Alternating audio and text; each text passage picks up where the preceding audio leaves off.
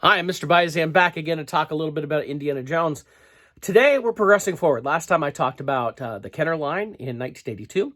Today, we're going to jump to 1984 and look at the LJN Indiana Jones and the Temple of Doom line. Now, Kenner decided to not renew their contract, not keep it up to keep doing Indiana Jones films. They did not feel that the previous line had done well enough for them to keep it going. And so as such, they passed on it. And LJN ended up picking up the license. LJN was not a big manufacturer of action figures at the time. I think I have some Rambo figures from around then that they did. But they did these much beefier figures. If I remember correctly, LJN got known for wrestling figures not too long after this. But we did get 3 figures from LJN. Only 3 for Temple of Doom. In the Indiana Jones, Giant Thuggy, and Mola Ram. There were plans for 2 more figures in a playset. We'll talk about that in a little bit. But let's take a look at these 3 figures, the only 3 figures we got for Indiana Jones and the Temple of Doom in 1984. So for this 1984 LJN line, we only ended up with 3 figures being done. There was plans for 2 more, with Willie and Short Round being done, plus a minecart accessory with some alternate head sculpts for Indy and Short Round and that. But all we ended up with is Indiana Jones, Mola Ram, and the Giant Thuggy. So let's take a look at all 3 of these figures. So first up, we have Indy here, and I don't have all those accessories other than his hat. I knew when I bought this, I needed to have his hat. I always thought his face looked a little too tan, kind of off a little bit. But it does have some articulation in like a ball joint in the shoulder, and it has a little switch in the back to make the hand go for the whip and that. Now you don't have a holster for that. The knees don't bend and everything. Other than that articulation, and you can see these are much bigger figures than what we had with the Kenner stuff. You can see that's quite a bit taller there from the Kenner.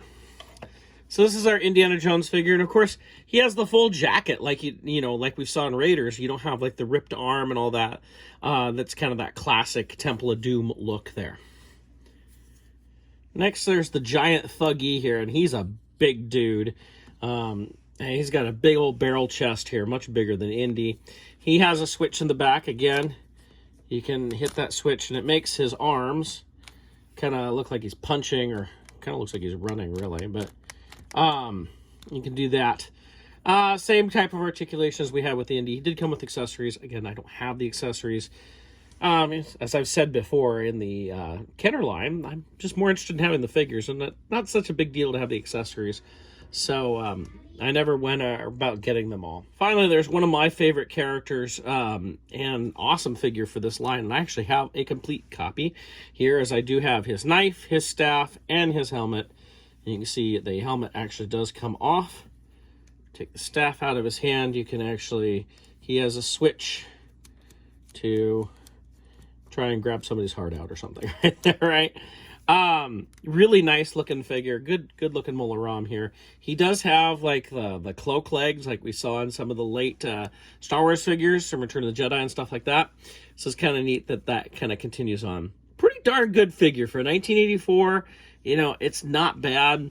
I've always liked this figure. I actually had a chance to buy a head sculpt on him many years ago, back when people were not paying attention to Indiana Jones, for just like $50. I just didn't have the money. I really wish I did at the time, but it's still it's such a cool figure. I've always liked Mola Ram. I hope to get some more Mola Rams in the future.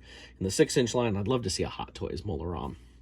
So in the end, that's all we got, was just those 3 figures. Like I said before, there were plans to do a Willie Scott and a Short Round. Prototypes can be found out there. Pictures of those are out there for sure. And there was plans for a minecart with an Indy and a Short Round. And I seem to remember like a track or something with a minecart, like a game type of thing. I think that was shown in the LJN booklets. But that was all we got. It's just those 3 figures from LJN. And again, Kenner didn't do it because they felt the sales were pretty poor from the first line, and they didn't feel it was worth to keep going. And interestingly enough, there was no official line, if you will, for Last Crusade coming in another 5 years after this.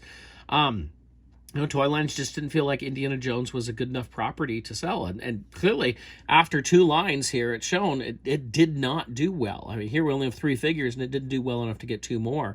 The previous line, the Kenner line, it didn't do well enough to just keep going. And we'll see that over and over again with Indiana Jones. So hopefully The new Hasbro 6-inch ones, which are more aimed at collectors, maybe that'll be the thing. We shall see.